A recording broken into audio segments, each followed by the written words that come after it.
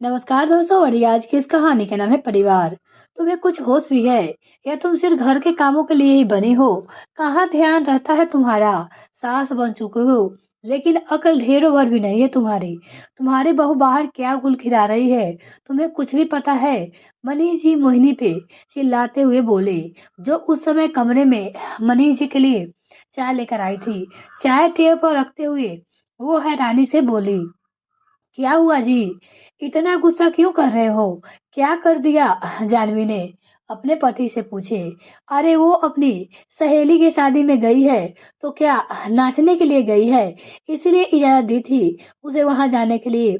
वहां जाकर इतने लोगों के सामने नाच कर हमारी नाक कटवा सके।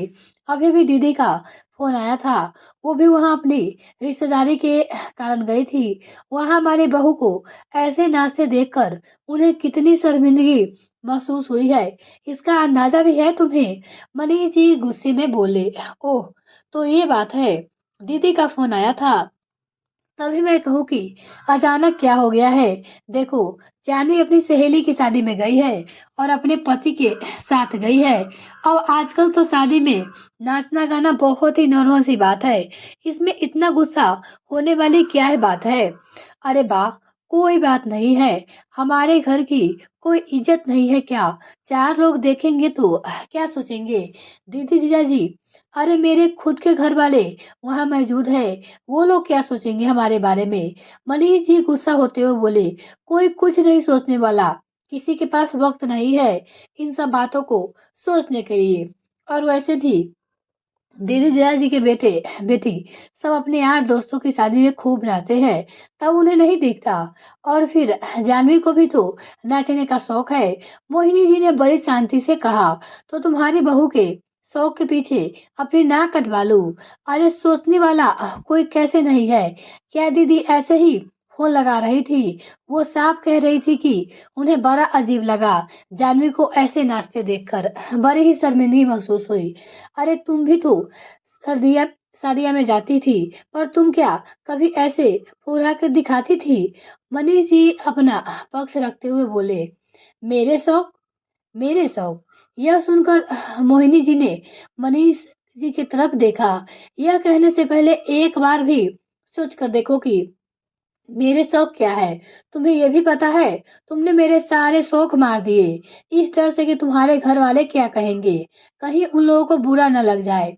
तुम्हें अपने घर वालों से डरते थे, इसलिए तुमने कभी मेरे शौक को तवज्जो दी ही नहीं। तुम्हारी पत्नी ने तुम्हारे डर को समझा और अपने शौक को मार दिया और तुम्हारे हिसाब से ढल गई। लेकिन मेरा बेटा अपनी पत्नी के शौक नहीं मानना चाहता। अब उसका पति उसके शौक पूरे कर रहा है तो किसी को भी बोलने का हक नहीं है, अपने पति से बोली। मोहिनी जी ने जवाब से मनीष जी चुप रह गए। आखिर वो गलत तो नहीं कह रही थी। मोहिनी जी उन्हें वहीं छोड़कर बाहर आ गई और रसोई में जाकर अपना काम करने लगी। मनीष जी ठगे हुए वहीं पे पलंग पे बैठे गए। सचमुच कितना बदल गई थी मोहिनी जी। आज उन्हें एहसास हो रहा था कि शादी के इतने सालों में उन्होंने कहाँ एक बार भी मोहिनी जी की सुनी थी। शायद यही कारण था कि मोहिनी अब जरूरी काम के अलावा दिल की बातें कभी नहीं बोलती थी, या फिर यूं कहे कि अब बिल्कुल चुप हो गई थी, मशीन की तरह बस घर के कामों में लगी रहती थी। जब शादी होकर मोहिनी जी इस घर में आई थी तो कितना अल्हड़ थी और खुश मिजाज थी।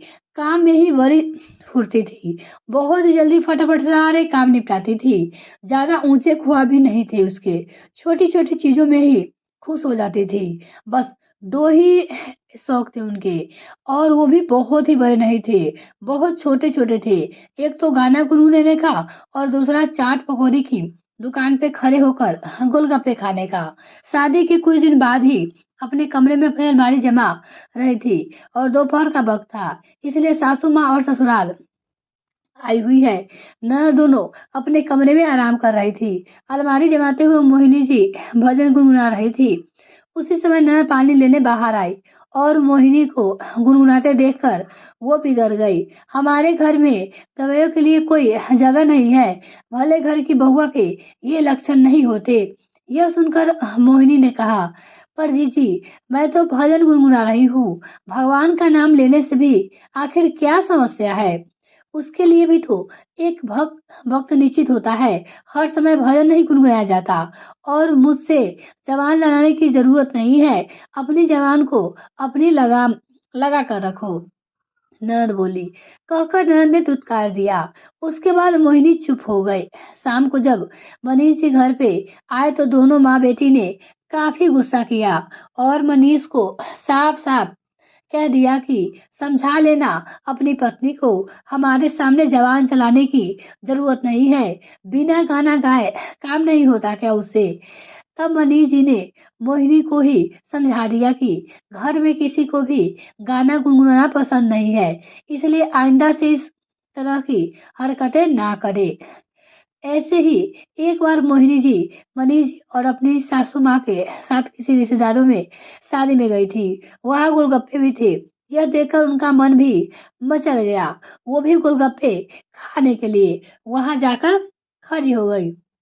मुश्किल से 2 गोलगप्पे ही खाए होंगे कि सासू माँ गुस्सा हो गई और वहीं पे जोर से बोली, बहू घर चलो।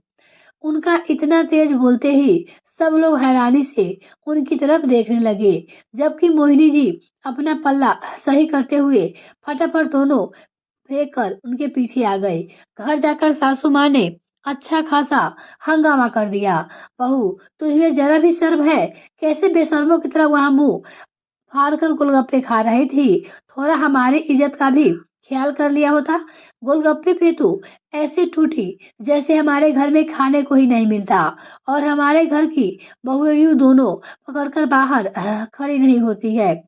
ये सब सुनकर मोहिनी जी की आंखों में आंसू आ गए और उसके बाद उन्होंने कभी भी बाहर गोलगप्पे नहीं खाए। हालांकि कई बार घर पे ही गोलगप्पे मंगवाए जाते थे, पर उसमें भी सबसे आखिरी में बचा कुचा उनको मिलता था। धीरे धीरे उनका ये शौक भी कहाँ चला गया उन्हें पता भी नहीं चला। खैर, थोड़ी देर बाद में उनकी ननद नंदोई भी वहां पे आ गए। उन्हें यहाँ देखकर मनीष जी हैरान थे, लेकिन मोहिनी जी को पता था कि ये तो होने वाला है। अब जरूर ये यहाँ जानवी के खिलाफ उनके ससुर के कान भरेगी। ननद ने सोफे पे बैठते ही कहा, भाई क्या चल रहा है तुम्हारे घर में आजकल? थोड़ा बहू को कंट्रोल में रखो। यूं लोगों की शादियां में नाच रही थी, मुझे तो देखते ही शर्म आ रही थी। ननद बोली। तो दीदी, आप देख क्यों रही थी? इधर से मोहिनी बोली। अचानक मोहिनी जी ने कहा। यह सुनकर उसकी ननद हैरान रह गई और बोली अपनी भाभी से, वाह, माँ के जाते ही कुछ ज्यादा ही रंग ढंग बदल गए आपके। पता है ना, हमारे घर की बहुएं, जी जी, आपकी माँ ने अपनी बहू को जैसा रखना चाहा, उनकी बहू वैसा ही रही। अब मानवी, जानवी मेरी बहू है। जैसा मैं चाहूंगी वैसे रखूंगी। और वैसे भी आप मेरी बहू के देखने की जगह अपनी बेटी और बहू को देखिए। मेरी बहू को तो मैं खुद संभाल लूंगी। मोहिनी जी की बात सुनकर ननद हैरानी से अपने भाई की तरफ देखने लगी, लेकिन इस बार मनीष जी ने कुछ नहीं कहा। ननद को भी समझ में आ गया कि अब यहाँ दाल गलने वाली नहीं है। मोहिनी जी तो हमेशा रोका, लेकिन आज उनकी बहू को रोकने की बात हो रही थी, तो आखिर अपनी बहू के लिए खुद खड़ी हो गई और वो आगे आकर बोली। आपकी इस वीडियो पर क्या राय है कमेंट में लिखकर जरूर बताइएगा। अगर आपको ये कहानी पसंद आए तो वीडियो को लाइक और चैनल को सब्सक्राइब करना बिल्कुल ना भूले। इसी तरीके के और सारे कहानी सुनने के लिए हमारे साथ जुड़े रहे। इस वीडियो को देखने के लिए बहुत बहुत धन्यवाद। और प्लीज कमेंट में लिखकर जरूर बताइएगा आपको ये कहानी कैसी लगी।